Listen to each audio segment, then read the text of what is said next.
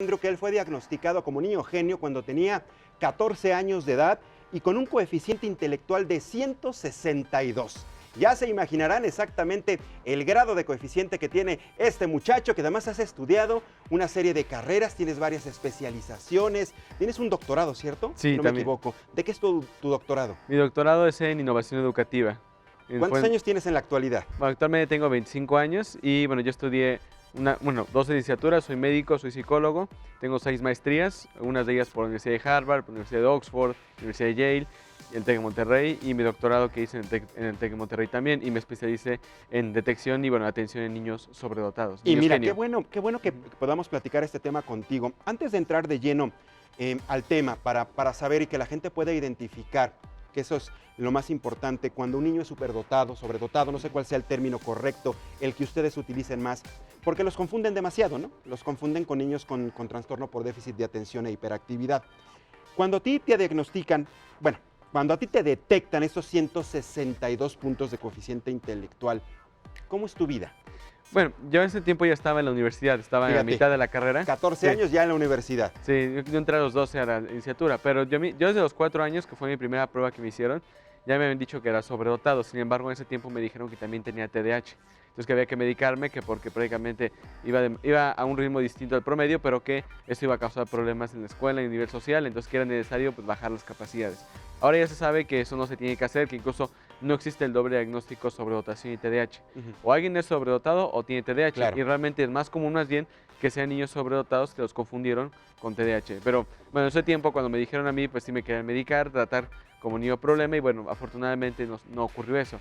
Aunque sí es muy común todavía en México que cuando un niño es más inteligente lo catalogan mal, entonces en lugar de darle una potenciación, algo distinto, les dan tratamientos farmacológicos. Un niño sobredotado aprende las cosas más rápido, tiene una capacidad de memoria impresionante. Digamos, ¿cuál podría ser la diferencia para que lo podamos entender y entendamos exactamente también por qué no hay que catalogarlos de otra forma? Sí, bueno, lo principal es que cuando hablamos de niños sobredotados, no es que saquen 10 en la escuela, no son incluso los niños, no son los mejores portados del salón. Generalmente sí aprenden más rápido, pero también razonan como niños más grandes. Es un niño de 4 años que razona como alguien de 6 o de 7. Luego lo que va ocurriendo es que como razonan más rápido y entienden los temas a mayor velocidad, poco a poco se empiezan a aburrir, porque aunque le dieran la escuela el mismo tema, el niño tarda quizá la mitad del tiempo que sus compañeros, y llega un punto en que pues, ya no tiene nada que hacer, se empieza a mover, entonces se vuelve un niño hiperactivo también porque son más curiosos, quieren aprender de su entorno. Y llega un punto en que por eso los mal diagnostican, porque los ven como niños que se mueven, que distraen, que platican, pero ya si se ve realmente el niño sí se puede concentrar. Claro, tienen que ser temas más avanzados que le interesen. Tenemos niños de 3 años que de repente les gusta la astronomía o aspectos, o quieren saber matemáticas, pero eso en la escuela tradicional no se les da. Y lo que ocurre es que, pues claro que tenemos problemas de conducta en el nivel escolar. Y ahí es cuando empiezan los problemas para catalogarlos, identificarlos, y entonces ya los quieren andar medicando cuando en definitiva no tiene que ser así. Andrew, vamos a hacer una pausa, es muy breve en Código Salud, estamos platicando con Andrew Almazán Anaya, él es director de investigación del Centro de Atención al Talento. Vamos a saber, a través de lo que él nos viene a platicar, cómo identificar a un niño genio de un niño que tiene a lo mejor un problema de déficit de atención. Regresamos.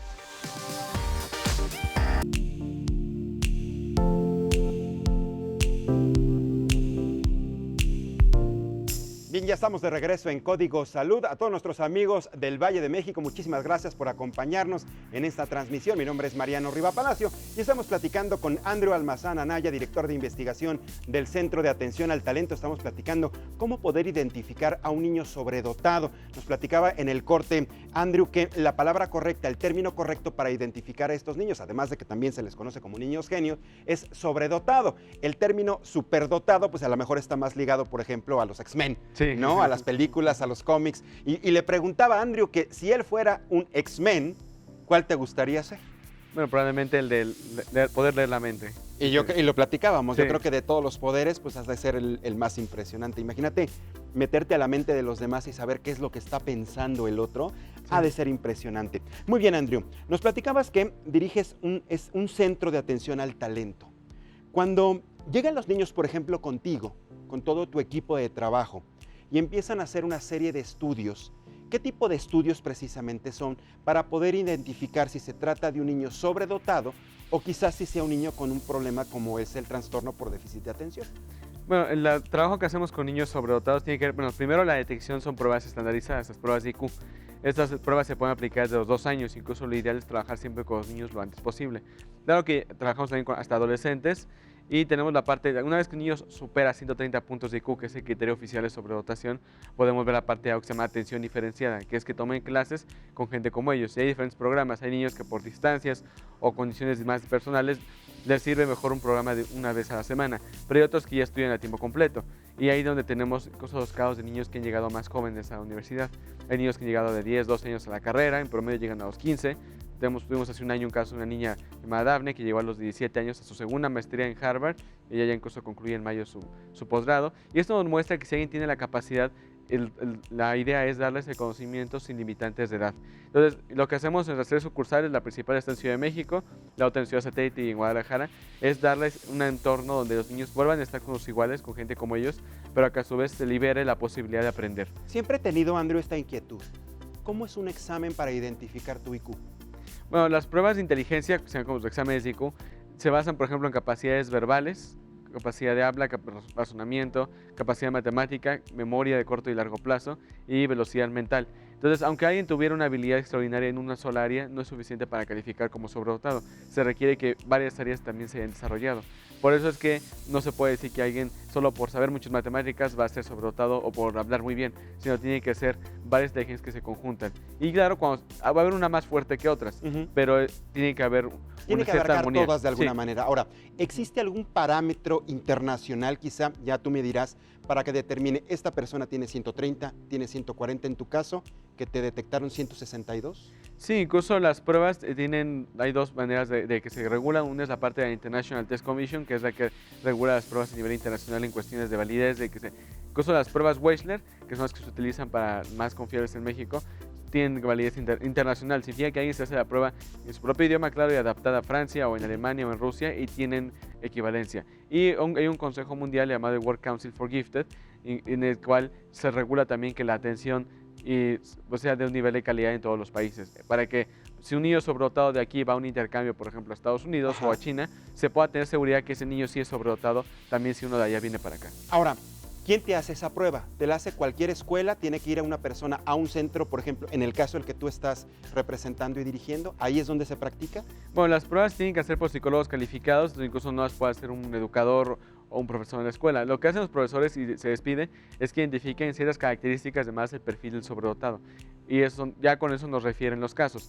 Pero sí, las pruebas tienen que ser especializadas. Incluso lo que hemos hecho es que en los diferentes centros que tenemos casos que vienen de otros estados, quizás no pueden quedarse a estudiar ahí o a tener su atención después por la misma distancia, pero ya con la prueba, que es el primer paso, ellos ya pueden seguir por su propio camino posteriormente. Y sí, es acudir a una prueba, tiene que ser presencial, no existen pruebas en línea, lo que sí existe es criterios del perfil del sobredotado en México que padres y profesores pueden ver y con eso darse una idea si un niño pues tiene características de alguien con sobredotación. Ahora, comentabas en un principio también que una vez identificado después de hacer este examen de IQ, si ves que exactamente sale por arriba de 130, tiene que empezar a convivir ese niño con otros niños que se encuentren en igual de condiciones. ¿Por qué esto tiene que pasar? ¿Cuál es digamos, el propósito de hacer eso? Bueno, igual que hablamos, cuando alguien tiene talento deportivo, se busca darle atención con gente que también tenga no solo las habilidades, sino que sea el entorno adecuado. Lo que ocurre es que cuando hablamos de educación generalizada, pues se tienen partes de especialidad. Si hay niños con capacidad deportiva especial, se va a requerir que tengan un entrenamiento diferente que la población tradicional, aunque se les quisiera dar, pues no se van a beneficiar de la misma manera. Los niños sobredotados serían el talento, pues la parte ya intelectual.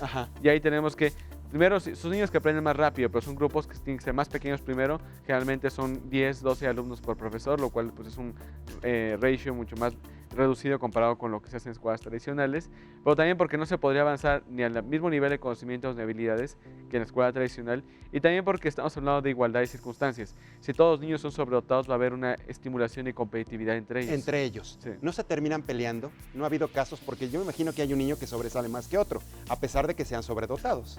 Bueno, de ahí es donde entra la inteligencia emocional, también el poder descubrir y conocer que hay gente que le puede ganar a un niño o un joven en otra área. El problema sería más bien si el niño no conoce a otros sobredotados y está siempre en la escuela tradicional, se va a acostumbrar a que siempre es el que está arriba. Pero algún día en la vida, llegando a la universidad o al trabajo, alguien le va a ganar. Entonces mejor que conozca eso desde la infancia para también desarrollar la parte de madurez. ¿Y no le despierta mucho, no les despierta mucho la actitud, digamos, competitiva? Es decir, sabiendo que se encuentra con otros niños que tienen un nivel intelectual elevado, ¿no empiezan un momento de competencia para saber quién sabe más, quién aprende más rápido? ¿O ahí es donde entra el instructor? Bueno, es donde tiene que haber cierta regulación primero, si tiene una convivencia sana. Entonces, el hecho de que también sepan más hace que tienen vivencias similares. Quizá algunos niños sufrieron bullying o rechazo en sus escuelas o incluso en la misma familia o incomprensión. Entonces, también tiene algo que los une en esta cuestión. Y bueno, la competitividad también se tiene que regular. Por ejemplo, no es de que todo el tiempo estés viendo quién es el más inteligente. Incluso los niños no saben su IQ exacto. Porque no tiene sentido saber si uno tiene 140 y otro tiene 142, por ejemplo. Ya realmente esos niveles es cómo utilizan esa inteligencia. Si hay torneos donde sí compiten, incluso a nivel internacional, en mayo se hace el torneo que se llama Gifted Tournament de niños sobredotados, y ahí sí compiten en conocimientos, pero son más bien que la competencia se da en entornos controlados. No es todo el tiempo, claro, porque también se trata de que sigan siendo niños, pero claro, con gustos y características quizá un poco atípicas. Y como generalmente un niño sobredotado avanza más rápido que un niño regular, por decirlo de alguna manera, pues ¿cómo son las clases? Es decir, ¿cuánto duran? Ya nos comentabas que, por ejemplo, el salón 10, 12 niños máximo, no tienes que tener un salón con 40. ¿Qué tan avanzado es esto? ¿Qué tan rápido pasa la educación en un niño sobredotado en nuestro país? Bueno, cuando un niño sobredotado ya fue detectado y está recibiendo la atención que se requiere, también se tiene que buscar que los profesores sean sobredotados. Ajá. Es un principio de empatía, pero también el profesor tiene que poder mantener un ritmo cognitivo más acelerado. También los profesores tienen que ser especialistas en su área. Supongamos, alguien que les dé matemáticas, tiene que ser un matemático, alguien con un posgrado en algún aspecto de ingeniería. En medicina, o si les damos las ciencias biológicas, un biólogo o un médico. Entonces, porque el niño o joven va a preguntar más y se tiene que poder responder. En la parte de clases, ¿cómo se da? Las clases generalmente, si hablamos, son de 1 o 2 horas cada tema. Entonces se trata de que haya variedad. Y si un niño recibe 11 horas de clases, algunas serán deportivas, otras más culturales, otras idiomas y la parte académica, científica. Y esa parte tiene que ver con que un solo día se trata de que el niño tenga exposición a diferentes ciencias. No sabemos si este niño en un futuro sea biólogo, astrónomo, bioquímico, pero ¿cómo vamos a saber si no lo exponemos a estas ciencias? Pero siempre está ligado un niño sobredotado, por ejemplo, al aspecto de las ciencias. Puede haber una persona sobredotada que se dedique al arte, por ejemplo, ¿no? Sí, pero sí la mayoría termina dedicándose a ser científico. Bueno, lo que pasa es que es un mito también. Lo que ocurre es que es más fácil de cuantificar y observar si alguien se entra en un laboratorio y está trabajando. Pero también tenemos gente que, dentro de los sobredotados tenemos los escritores también. Incluso por eso se busca promover la parte de escritura. O los empresarios que van a descubrir una idea nueva, la van a desarrollar y van a hacer incluso un foco de cambio en la sociedad. Otros sí pueden ser la parte artística, incluso algo que se promueve. La parte musical, pues tenemos el caso de Mozart, de Beethoven, que fueron muy conocidos sobredotados. Claro que ya cuando hablamos de áreas musicales especializadas, y cuando van creciendo, pues sí tendrían que irse a una escuela musical especializada en eso. Igual que con nosotros, después de la preparatoria, se busca reintegrarlos a la universidad, a la sociedad tradicional, pero claro, no es, la universidad ya de por sí ya es un filtro, porque ya ahí solamente llega el 19% de la población de México. Entonces ya es un entorno más enriquecido y generalmente ya sí enfocados hacia un área del conocimiento. ¿Cuál? Es así, no sabemos. Puede ser que el niño, cuando crezca, decida ser un líder social y hacer un cambio en el país. Claro. También puede ser. Lo relevante es que esté lo suficientemente preparado para que no solo encuentre los defectos, sino también proponga y ejecute soluciones. Preparación y aptitud definitivamente van de la mano. Ya una última pregunta, Andrew. ¿Tienes el dato de cuántos jóvenes niños sobredotados existen en México? Bueno, lo que se estima según los cálculos de IQ de la Organización Mundial de la Salud es que debe haber aproximadamente 1 millón de niños y jóvenes sobredotados. De ahí este año ya hemos detectado casi 10,000 casos, pero aún así falta mucho para llegar al nivel de Estados Unidos, de Inglaterra, de la Comunidad Europea. ¿Estados Unidos cuántos tiene? Bueno, también varía por el número de población, es una población mayoritaria, ¿no? Sí, ellos tienen aproximadamente 3.5 millones de sobredotados. ¿Y México? 1 millón. 1 millón. Entonces, lo que nos indica es que el talento existe en México. Lo que ocurre es que muchos padres y profesores a veces se fueron con la idea de que el niño es problemático, que probablemente no saque 10, se porte mal en la escuela, pero no es porque no pueda aprender, es porque más bien aprende de una manera distinta a lo que la escuela está acostumbrada. Por eso es importante el haberte invitado para que nos platicaras la diferencia entre un niño sobredotado y un niño que tiene trastorno por déficit de atención, que generalmente así los terminan confundiendo en un principio, cuando no es así. Andrew, te agradezco muchísimo estos breves minutos con nosotros en Código Salud. Felicidades, un abrazo a todos definitivamente. Esta es tu casa y te invitamos en otra ocasión, ¿te parece? Muchas gracias. Gracias, Andrew. Pásala muy bien y platicamos muy a gusto con Andrew y vamos con el tercer tema del día.